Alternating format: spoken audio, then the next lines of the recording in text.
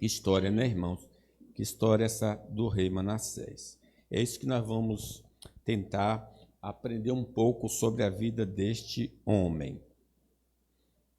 Após a queda de Adão, de Eva, todo homem que vem ao mundo necessita se converter, pois saiu do caminho traçado por Deus. Todos pecaram, destituídos estão da glória de Deus. Então todos se desviaram. Então todos precisam retornar, precisam se converter. Todo aquele que professou a fé em Cristo e não está honrando o seu compromisso com o Senhor, precisa se converter dos seus maus caminhos. Talvez seja essa a condição de Manassés, homem que nasceu na igreja, criado na igreja, mas quando chegou à idade da razão, se afastou. E depois ele volta. Quem adota crenças proibidas pela palavra de Deus tem a necessidade de abandonar essas doutrinas e seguir as orientações do Senhor. Então, são várias razões que podem nos levar a nos arrepender, a nos converter dos nossos maus caminhos. Quem não está andando conforme os princípios, os ensinos dos 10 mandamentos, é um candidato a mudar de vida.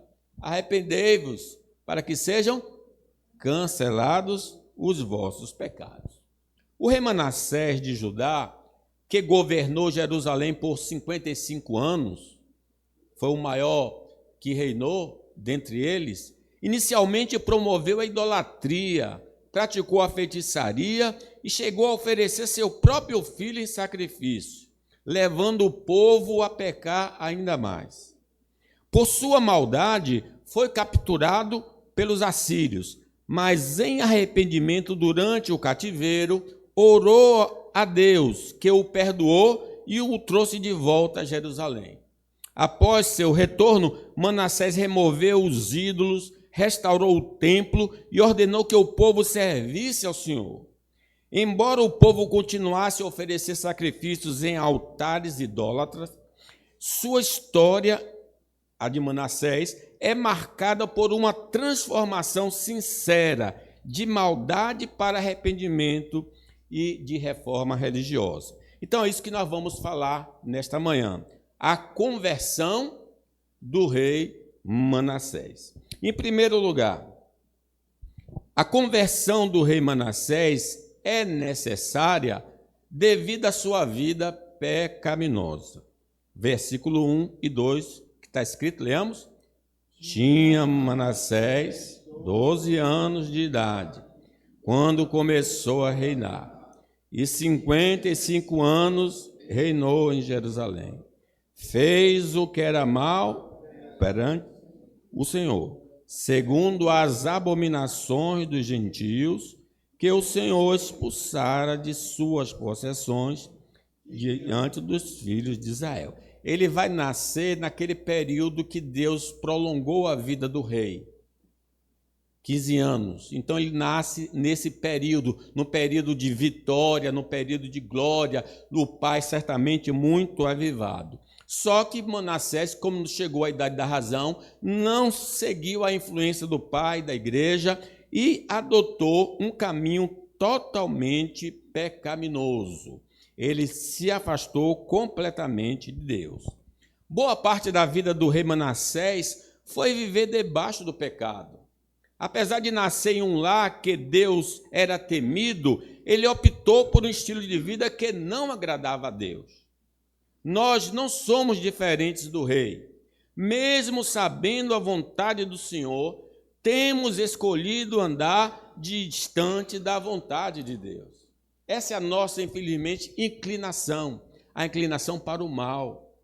Deus nos revela e mesmo Deus nos se revelando, nós não atentamos para a sua vontade. Diz a palavra de Deus em Eclesiastes: vede, isto tão somente achei, que Deus fez ao homem reto, mas ele buscou muitas invenções. abandonou o caminho do Senhor. As Escrituras Sagradas não registraram exaustivamente os pecados do rei, mas deixa claro que a desobediência foi generalizada. Quando, no primeiro momento, não se diz os pecados específicos que ele cometeu, mas ao revelar, nesse primeiro momento, ele está apenas dizendo, olha, Manassés quebrou todas as regras que Deus havia estabelecido. Seu comportamento podia ter sido aplaudido pelos homens, mas para Deus era desagradável. Ele fez o que era mal aos olhos do Senhor. Deus não tem prazer em nós quando estamos pecando contra Ele. Ele não ouvirá nem atenderá nossas orações enquanto estamos trilhando no caminho que o ofendemos. Diz o Salmo, agrada-te do Senhor e Ele satisfará o desejo do seu coração. Então ele não estava agradando. E mesmo que ele orasse, Deus não iria atender, porque a vida dele estava na contramão da vontade de Deus. Quando estamos no caminho do pecado, da desobediência ao Senhor, como o rei Manassés, estamos imitando o diabo. Isso é muito sério, porque o caminho da iniquidade é o caminho que o diabo trilhou. Somos identificados com ele. Isso indica que fazemos parte da família satânica e não divina. Diz a palavra de Deus, aquele que pratica o pecado procede do diabo, porque o diabo vive pecando.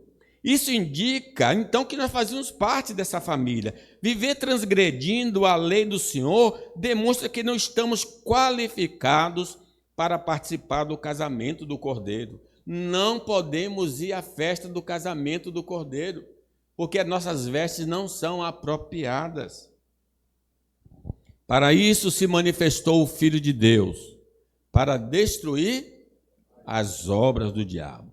Todo aquele que é nascido de Deus não vive na prática do pecado, pois o que permanece nele é a divina semente. Ora, esse não pode viver pecando porque é nascido de Deus. Então vejam, quem nasce do Senhor pode até pecar, mas não vive no pecado. Os nossos pecados, além de ofender ao Senhor, entristecem o coração dele. A decepção de Deus é tão grande que o fará levantar-se e aplicar uma dura pena sobre nós. Como crentes, podemos apagar a operação do Espírito Santo em nossa vida, devido à nossa vida reprovável. Paulo diz lá, não apagueis o Espírito. Vamos abandonar nossos pecados enquanto é tempo, para alegrarmos o coração de Deus, para termos a manifestação do fruto e dos dons do Espírito Santo em nossa vida. E escaparmos, irmãos, da condenação eterna, porque o salário do pecado é a morte. Lembrem o que aconteceu àquela geração de Noé. Viu o Senhor que a maldade do homem se havia multiplicado e que era continuamente mal todo o plano do seu coração. Então se arrependeu o Senhor de ter feito o homem na terra. Isso lhe pesou o coração. Ele usa uma linguagem humana para mostrar como ele ficou decepcionado com os homens por andar no caminho mau. Disse o Senhor, farei desaparecer da face da terra o homem que criei, o homem e o animal, os répteis, as aves dos céus, porque me arrependo de os haver feito. Porém, Noé achou graça diante do Senhor. A misericórdia do Senhor dura para sempre. As nossas obras pecaminosas são reprováveis. Nos desqualificam completamente diante do Senhor. Revelam a sujeira do nosso caráter. Quem em sã consciência se relacionaria com um pedófilo e assassino dos pais? Quem teria uma amizade e levaria para casa uma pessoa que matou os pais, ou que abusa de crianças, ou deixaria essa pessoa no meio de crianças? Não. Nós não aceitaríamos isso. Igualmente, Deus nunca se aproximará de um homem que ama o pecado e despreza a vida santa. Dessas pessoas, Deus está distante. Não vos ponhais em julgo desigual com os incrédulos, diz o Senhor, porquanto que sociedade pode haver entre a justiça e a iniquidade? Ou que comunhão de luz com as trevas? Que harmonia entre Cristo e o maligno? Ou que união do crente com o incrédulo? Que ligação é entre o santuário de Deus e os ídolos?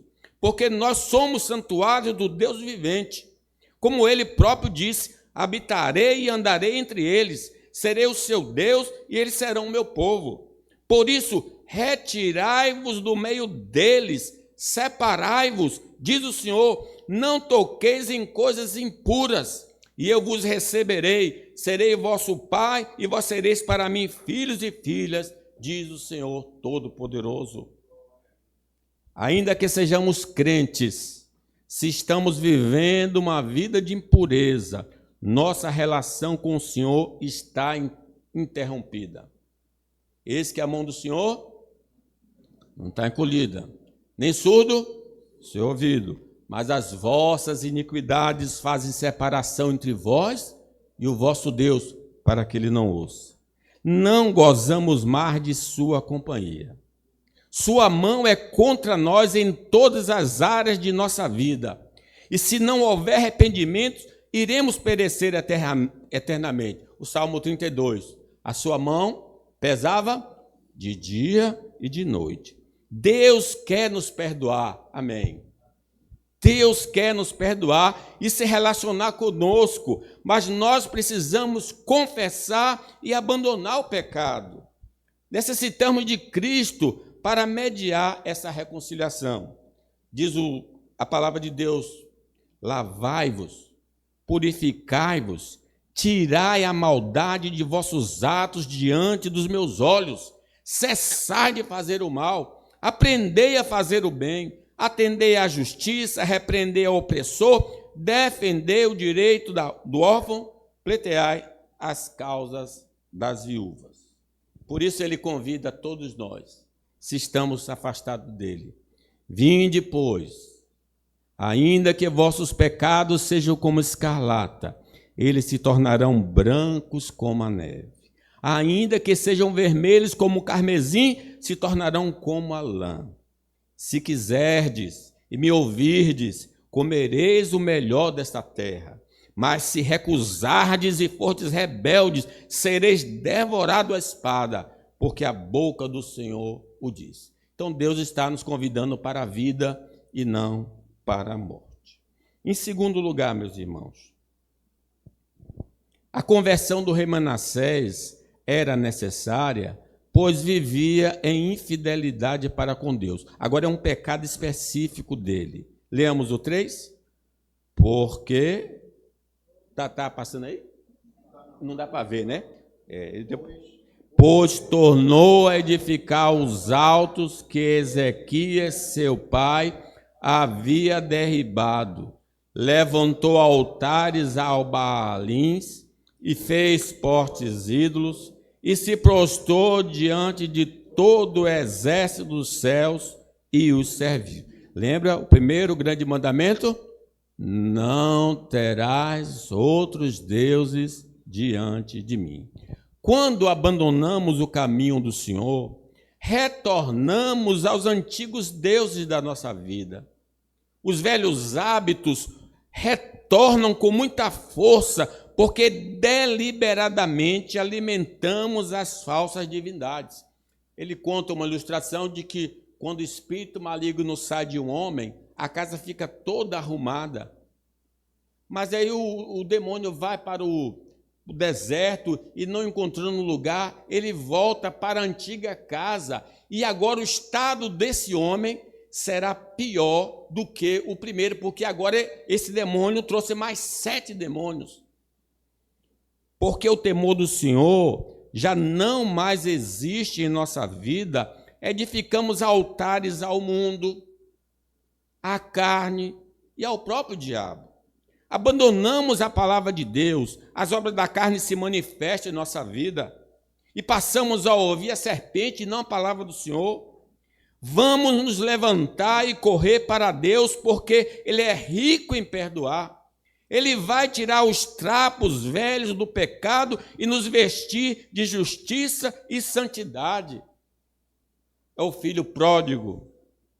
Pequei contra os céus e diante de ti. Já não sou digno de ser chamado teu filho. Mas como é que o pai o trata?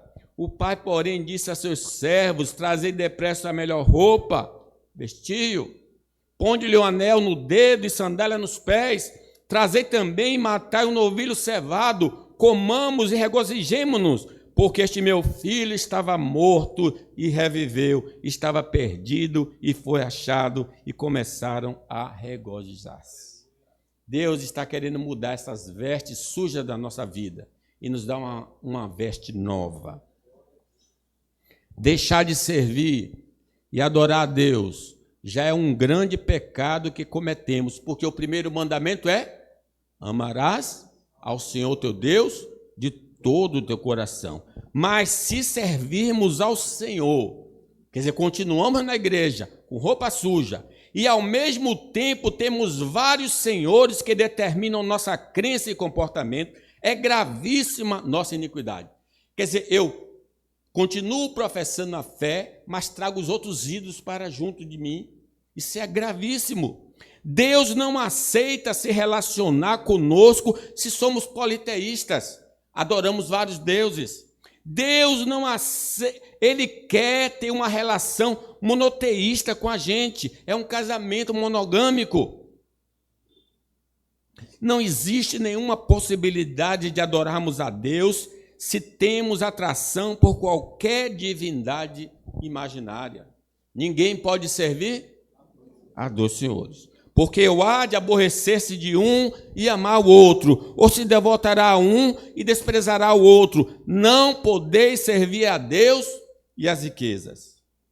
Quando estamos pela estrada da infidelidade ao Senhor, podemos facilmente identificar pela presença visível em nossa vida de objetos que representam essas falsas divindades, porque o texto fala de postes ídolos. O que é um poste ídolo? É uma representação do Deus. É a fita do Bonfim que a pessoa coloca no braço, dá 3 nós, se não me engano, e deixa que ela se aprodeça ali, porque é uma representação dessa adoração. Quando nós estamos adorando os ídolos, há postes ídolos também na nossa vida. Se vivemos na imoralidade, estamos servindo a deusa Afrodite ou Vênus do antigo, dos gregos e dos romanos. Talvez ela tenha outro nome. Quem anda na prostituição está servindo a esse tipo de deus, a deusa Afrodite. E a prostituição é evidência que esse ídolo está na vida. Se somos dependentes de qualquer tipo de droga lícita ou ilícita, servimos ao deus Baco, que é o deus antigo dos romanos, que gostava da farra, do vinho, que bebia em excesso e de coisas pecaminosas. Se ambicionamos a riqueza, adoramos Mamon. O pecado sempre nos leva a alguma falsa divindade. Temos de lançar fora os deuses estranhos de nossa vida para que o Senhor possa habitar em nosso coração. Deus não vai se aproximar enquanto esses postes ídolos estão na nossa vida. Porque esses postes ídolos representam as divindades que ele tanto detesta. Disse, se você porventura duvida que um crente possa ter postes ídolos, vamos lembrar a história de Jacó, depois que Simeão e Levi mataram aquelas famílias, né? Por causa de Diná, que foi abusada. Disse Deus a Jacó: levanta-te, sobe a Betel e habita ali. Faz ali um altar ao Deus que te apareceu quando fugias da presença de Esaú, teu irmão. Então disse Jacó à sua família e a todos que com ele estavam: lançai fora os deuses estranhos que há no vosso meio, Purificai-vos e mudai as vossas vestes. Levantemo-nos e subamos a Betel. Farei ali um altar ao Deus que me respondeu no dia da minha angústia e me acompanhou no caminho por onde andei. Então deram a Jacó todos os deuses estranhos que tinham em mãos e as argolas que lhe pendiam nas orelhas. E Jacó os escondeu debaixo do carvalho que estava junto de Siquém. A família cristã era cheia de ídolos, cheia de símbolos, e Jacó precisou tirar tudo da família para ir à presença do Senhor. Em nossa ignorância, deixamos de servir a Deus, Criador, sustentador, resgatador, para servir a criatura. Que coisa! Deixar de adorar o Deus vivo para adorar a imagem de escultura ou a si mesmo. Ao fazermos nossa própria vontade, sem considerar a vontade do Senhor, estamos adorando a nós mesmos. Quem quer vir após mim, negue-se a si mesmo. Tome a sua cruz e siga-me. Se seguirmos a orientação dos signos do zodíaco, porque ele adorou todos os elementos, o exército dos céus. Então, ele era guiado pela astrologia.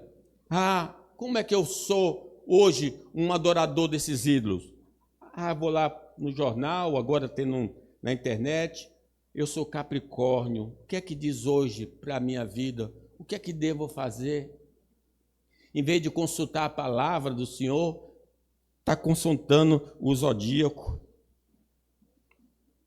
Se seguirmos a orientação do zodíaco, demonstramos que os astros governam nossa vida, não o Senhor dos astros. Reconhecemos que os astros têm sua importância para a vida na Terra e no universo, porém foi Deus que estabeleceu a sua função. Mas eles irão desaparecer na segunda vinda de Cristo. No nosso novo habitat não haverá necessidade dos astros. Quem deve governar nossa vida é a palavra de Deus. Os astros são impessoais, mas Deus fala pela criação, fala pela sua palavra escrita e fala através de Jesus. Ouça a voz do Senhor. Não olhe para os céus, olhe para Cristo.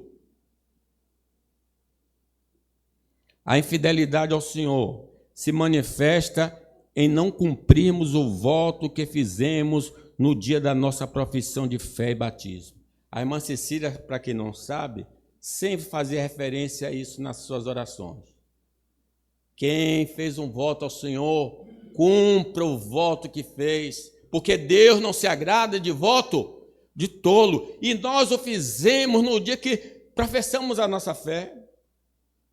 O abandono do culto público a Deus para realizar serviços não essenciais e de misericórdia revela a nossa atração pelos ídolos mudos. Sim, meu Deus, como é que eu deixo de adorar um Deus vivo e verdadeiro para ir à praia, para ver um filme? Meu Deus, que troca absurda é essa? Não adotar como estilo de vida a ética cristã certifica nosso amor pelo mundo. Se eu não sigo os 10 mandamentos na minha vida, eu estou seguindo ao mundo.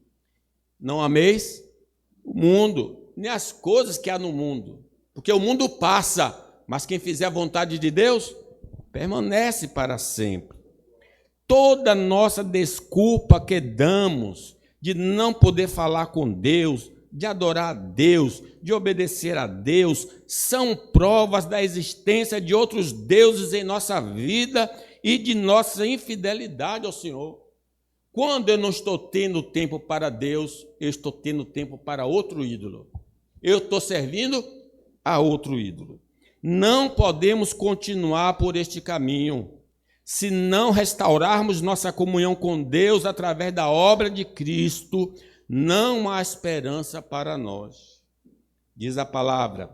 Então veio a palavra do Senhor a Samuel dizendo, olha o que ele diz acerca de Saul.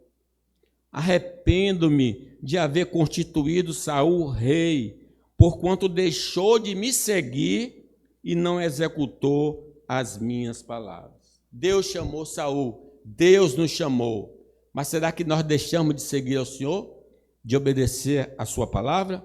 Eis que o obedecer é melhor do que o sacrificar. Jesus pode remover toda a nossa sujeira da infidelidade para com Deus através da sua morte de cruz e nossa fé em seu sacrifício. O sangue de Jesus, seu Filho, nos purifica de todo pecado. Ele pode também nos habilitar a andar em fidelidade, porque ele vai tirar o coração de pedra e nos dá um coração de carne. Caso desejemos ter comunhão com Deus, abandonemos os ídolos e busquemos a Deus através do Senhor Jesus Cristo, porque João Batista disse acerca do Filho: eis o Cordeiro de Deus que tira o pecado do mundo. Vejam agora a terceira afirmativa. A conversão do rei Manassés era necessária por seu crime de homicídio. Falamos da infidelidade a Deus, mas ele também foi assassino. Versículo 6 diz: queimou seus filhos como oferta no vale do filho de Inom. Era uma adoração que os deuses exigiam, matar um filho como em sacrifício. A nossa recusa em servir a Deus pode nos levar a matá-lo em nossa vida. Podemos não estar matando o filho, mas matando Deus na nossa própria vida, assassinando Deus. Essa atitude pode influenciar nossa descendência, familiares e amigos a seguir o mesmo caminho, porque quando eu mato Deus na minha vida, eu sou um modelo, e a esposa vai seguir, os filhos vão seguir, os amigos vão seguir. Nós passamos a matar o Senhor na vida do próximo através de crenças erradas e comportamentos pecaminosos. Se eu ando no caminho do mal, eu sou um modelo, eu sou um exemplo, aquela pessoa vai desistir de seguir ao Senhor. Elas irão perecer e nós contribuiremos para o seu triste fim. Na verdade, Deus não pode morrer, mas nós, com essa atitude, cometemos suicídio intelectual, moral e espiritual. Abandonemos essa loucura, voltemos à sensatez. Longe de Deus não há vida com Deus, não há vida de Deus e não há vida na presença de Deus. Deus é a própria vida. Nós estamos fugindo da vida. O ladrão vem somente para roubar, matar e destruir. Mas Jesus continua: eu vim para que tenham vida e a tenham em abundância. Quando recusamos, irmãos, dar crédito à palavra e às promessas de Deus, estamos assassinando a fé, matando a fé. Se a fé em Deus estiver morta, o desespero e a desesperança passam a reinar em nossa vida. A nossa incredulidade pode contagiar nossa casa e a igreja, quando o homem não crê mais em Deus. Porque aqueles espias que não creram em Deus, apenas 10, contaminaram todo o arraial do Senhor. A falta de fé em Deus nos impedirá de receber os benefícios prometidos, porque sem fé é impossível agradar ao Senhor. Sem a fé na obra redentora de Cristo, iremos morrer eternamente. Se vós não crerdes que eu sou, morrereis nos vossos pecados.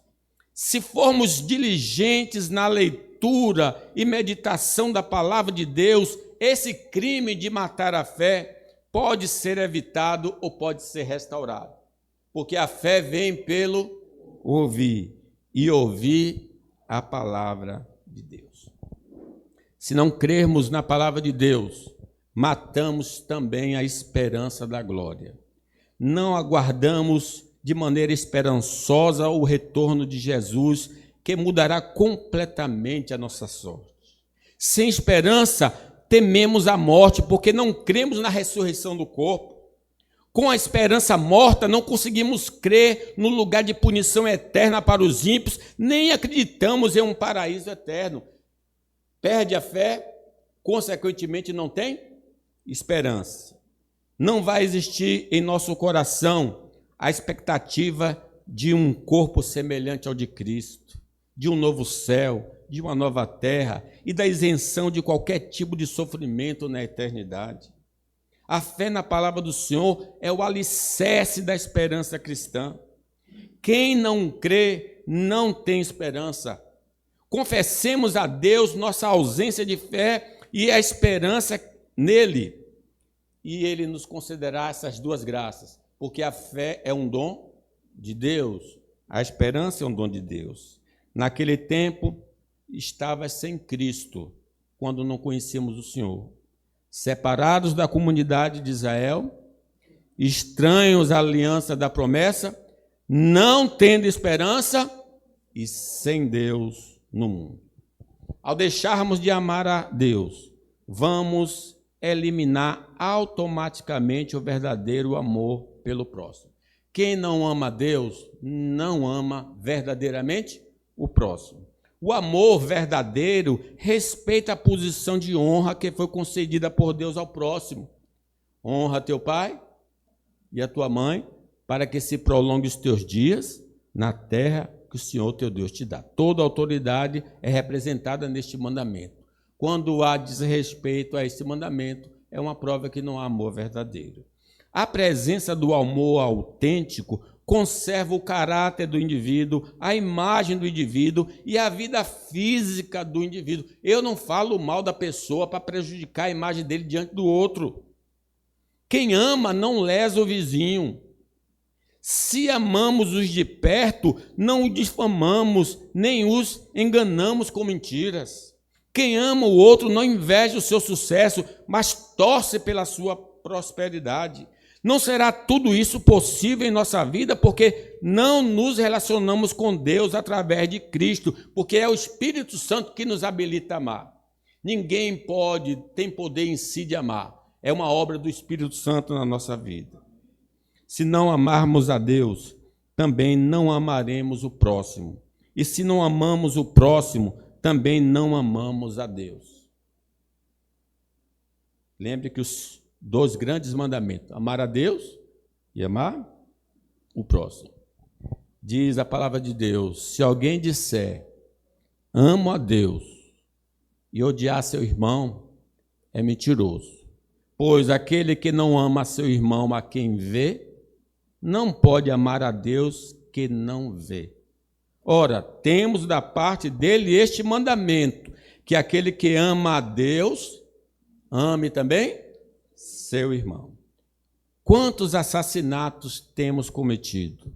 Matamos a Deus, matamos a fé em Deus, matamos a esperança no Senhor e matamos o amor ao próximo.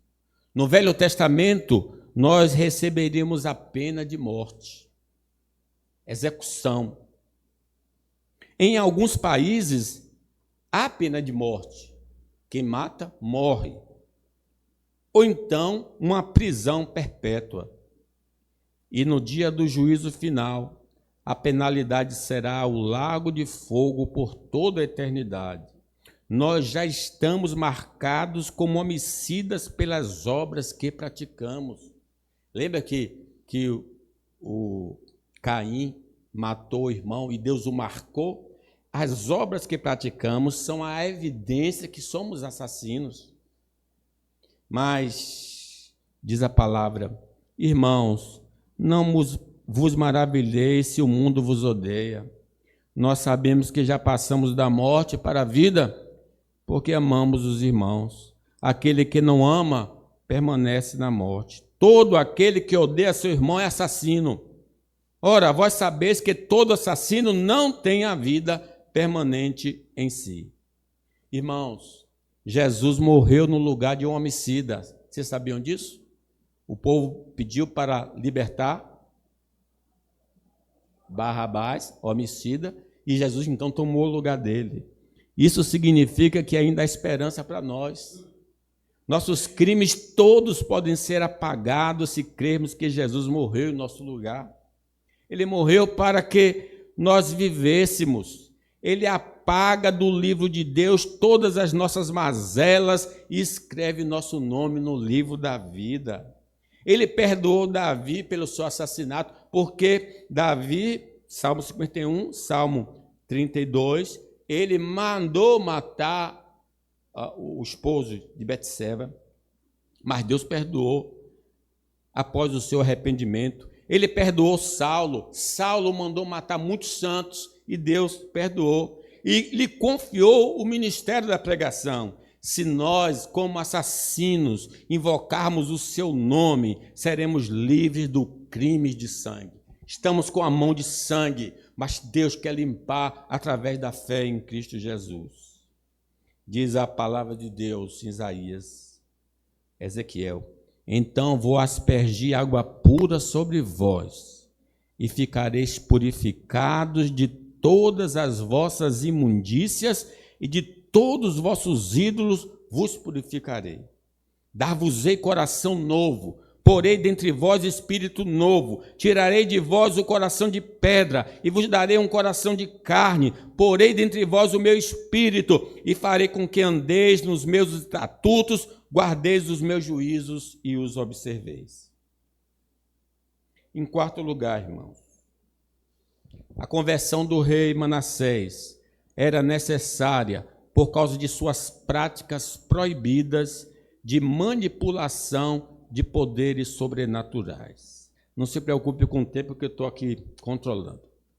Versículo 6. Adivinhava pelas nuvens, era agoureiro, praticava feitiçarias, tratava como necroamantes e feiticeiros, e prosseguiu em fazer o que era mal perante o Senhor para o provocar a ira. Vários pecados são mencionados. A palavra de Deus revela a criação do universo, a queda humana, a redenção divina e a restauração de todas as coisas. Quem quer saber de fato o futuro, tem de procurar que livro? O livro santo, que revela tudo, do começo ao fim. Mesmo possuindo essa joia, porque ele tinha o Antigo Testamento, a lei de Moisés em especial, o rei Manassés buscou pela adivinhação das formas das nuvens o seu destino. Imagine, ele tinha lá o tal profeta, e o profeta via o movimento nas nuvens, a imagem. Vocês lembram quando criança, que nós olhávamos para o céu, ali tem um passarinho, ali tem um não sei o quê, assim são os adivinhadores das nuvens. Ele olha e pelo movimento das nuvens diz: olha, você vai ter um dia bom. A nuvem está dizendo que vai ser tudo bom na sua vida. Ou então, olha, está aparecendo ali um bicho papão, cuidado, você vai perecer. Meus irmãos, o homem era guiado pelas nuvens. As nuvens é que determinavam o que ele devia fazer e não a palavra de Deus.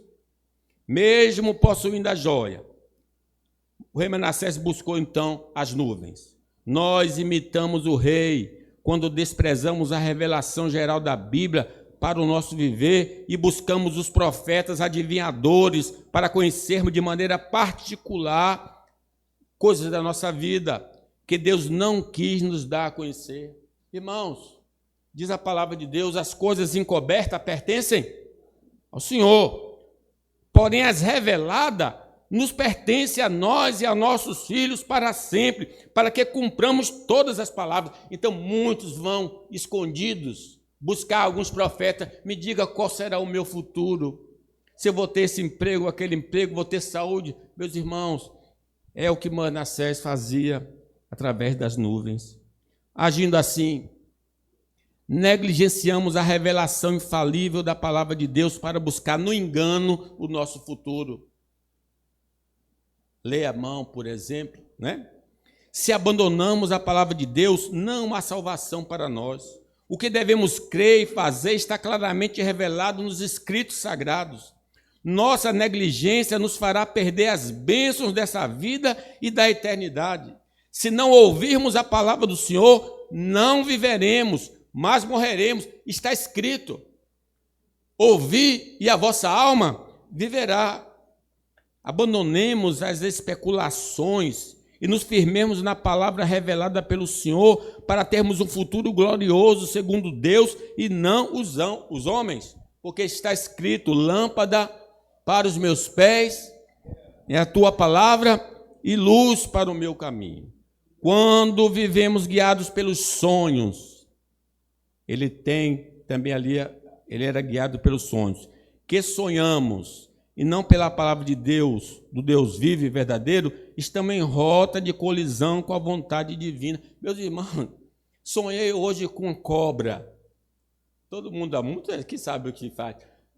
Vou lá no bicho, tem um tal do número, esse número, hoje eu vou ganhar dinheiro. Meus irmãos, o sonho não pode guiar a sua vida.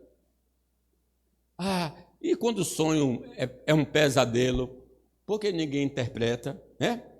Apesar de Deus ter se revelado através de sonhos em muitas oportunidades, hoje ele se dá a conhecer pelas sagradas escrituras, ensinadas pelo Espírito Santo. Esses eram um antigo método de Deus falar. Deus fala agora através da sua palavra. A desordem e infelicidade que nos sucede e no desprezo pela vontade revelada de Deus e seguirmos intuições, interpretações de sonhos, abandonemos essas superstições e deixemos de lado essa curiosidade pecaminosa do nosso futuro não revelado pelo Senhor. A nossa prosperidade depende de nossa observância à palavra. Salmo 1. Medita de dia e noite. Será como uma árvore plantada, firme, que dará fruto na estação própria. E tudo quanto fizer será bem sucedido. Jeremias adverte o povo que busca nessas coisas saber a vontade. Tenho ouvido, diz o Senhor, o que dizem aqueles profetas, proclamando mentiras em meu nome, dizendo: sonhei, sonhei. Até quando sucederá isso no coração dos profetas que proclamam mentiras, que proclamam só o engano do próprio coração? Os quais cuidam em fazer o que o meu povo se esqueça do meu nome, pelos seus sonhos que cada um conta a seu companheiro, assim como seus pais se esqueceram do meu nome. O profeta que tem sonho, conte como apenas sonho, mas aquele em que está a minha palavra, fale a minha palavra com verdade. Cuidado, irmão. Seja guiado pela palavra e não pelos seus sonhos. Podemos até não entrar em um terreiro, mas quando cremos em uso de objetos ungidos e vestimentas específicas, estamos consagrando práticas pagãs com roupagem evangélica.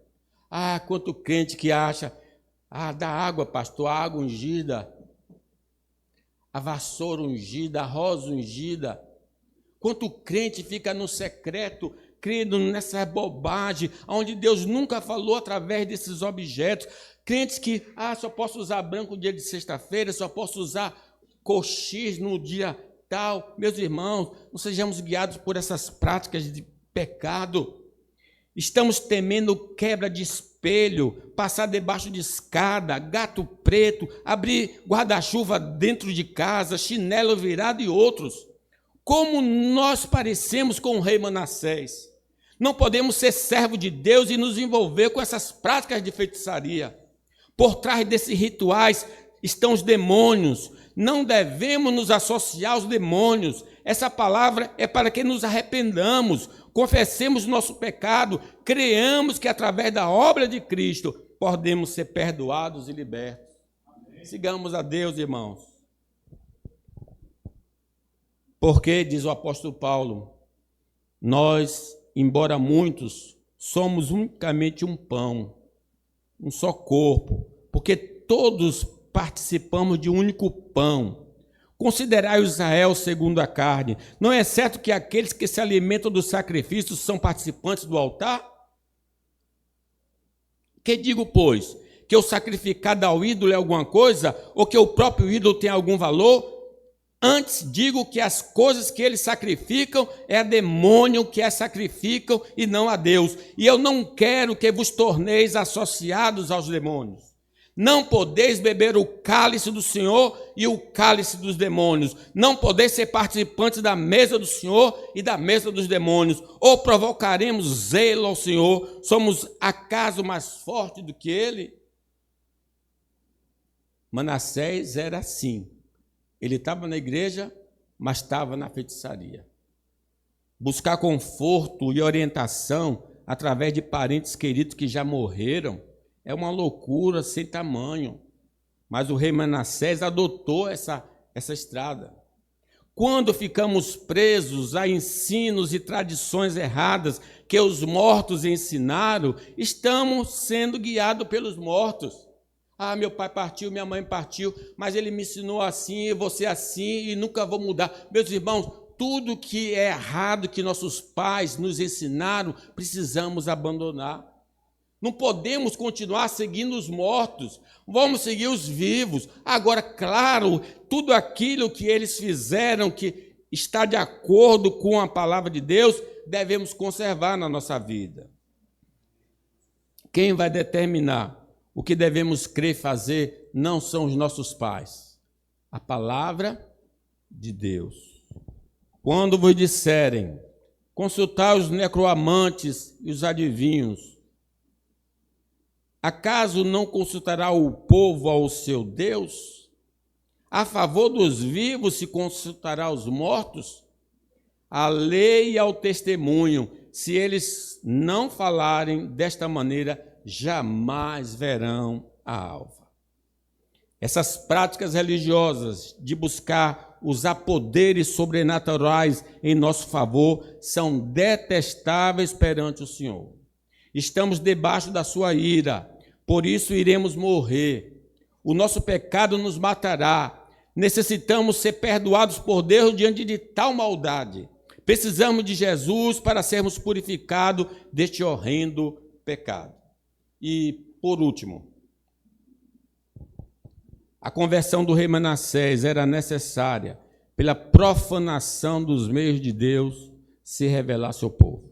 Versículo 4 diz: edificou altares à casa do Senhor, do qual o Senhor tinha dito, em Jerusalém porei o meu nome para sempre.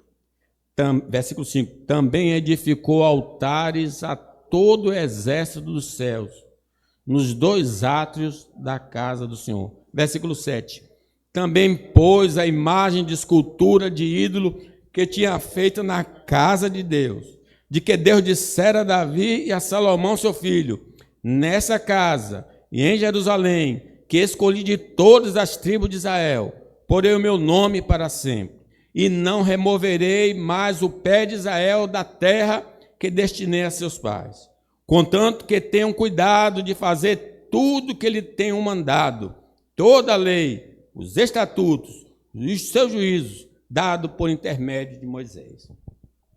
Além dos pecados mencionados, ele profanou o símbolo da presença de Deus entre o povo, que era o templo. O templo era um símbolo da presença de Deus. Só existia uma casa de Deus na terra, e era em Jerusalém. Quando vivemos em transgressão, somos capazes de oferecer o nosso corpo, que é a habitação do Espírito Santo, aos falsos deuses. Ao adorarmos aquilo que não é Deus, nosso coração e corpo são oferecidos para o serviço da impureza espiritual. Com esse tipo de dedicação, estamos dando motivo justificável para Deus se divorciar de nós, porque só existe uma forma do casamento terminar. Se houver o quê? Infidelidade.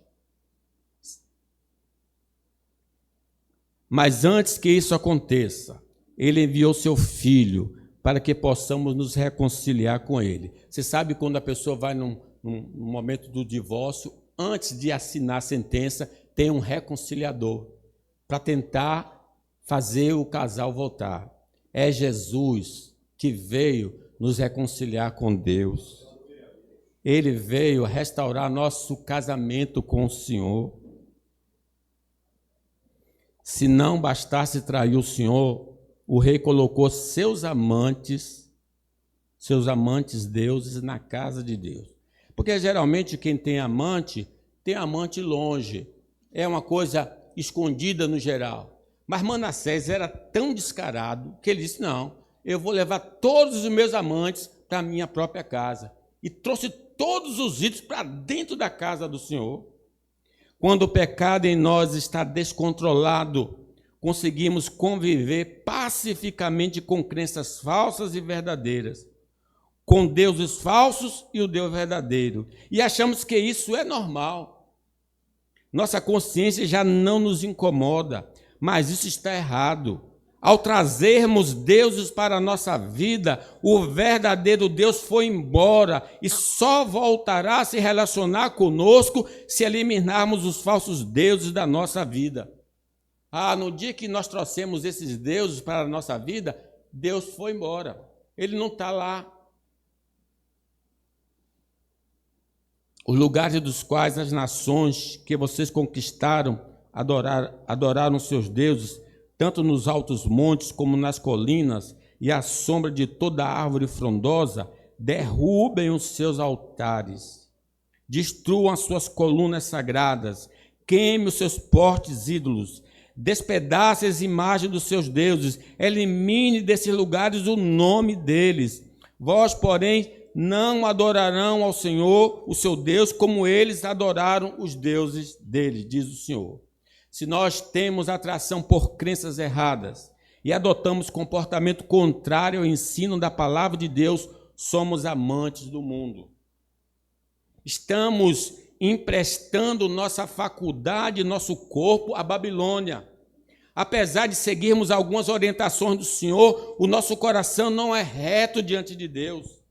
Esta salada de crenças vai nos levar a nos afastar claramente do Senhor. A razão principal da nossa existência é glorificar a Deus. Se não estamos agindo assim, estamos pecando. O pecado mata, mas a obediência evidencia a vida. Peçamos ao Senhor que nos liberte dessa dualidade. Não poder servir aos dois senhores. Outros deuses que conseguem muitas vezes lugar em nosso coração é a riqueza. O próprio desejo de ser rico já demonstra a presença dele em nossa vida. A dedicação de nosso ser em busca da riqueza e o deixar de lado os nossos deveres para com Deus revelam nossa consagração aos falsos deuses. Nossa existência e manutenção vem de Deus. Os bens que adquirimos são dádivas de Deus. Não podemos receber nada se do alto não nos for concedido. Por isso, vamos abandonar essa loucura, a busca pela riqueza, porque Deus pode tirar o que nos foi concedido ou então nos deixar perecer por causa dessa busca pela instabilidade das riquezas. De fato, diz Paulo, grande fonte de lucro é a piedade com contentamento, porque nada temos trazido para o mundo, nem coisa alguma podemos levar dele. Uma coisa que vocês talvez não saibam, sexta-feira, Cecília ia sair para comprar uma casa. Sexta-feira, no dia que ela deu a crise de manhã, ela ia sair para comprar uma casa. A gente não leva absolutamente nada. Tendo sustento e com que nos vestir, estejamos contentes. Ora, os que querem ficar ricos caem em tentação e cilada, em muitas concupiscências insensatas e perniciosas, as quais afogam os homens na ruína e perdição, porque o amor do dinheiro é raiz de todos os males. E alguns nessa cobiça se desviaram da fé e a si mesmo se atormentaram com muitas dores.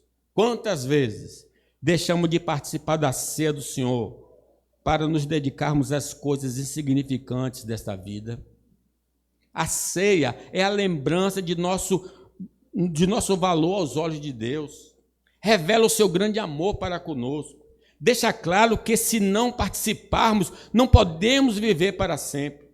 Nossa casa precisa de uma faxina.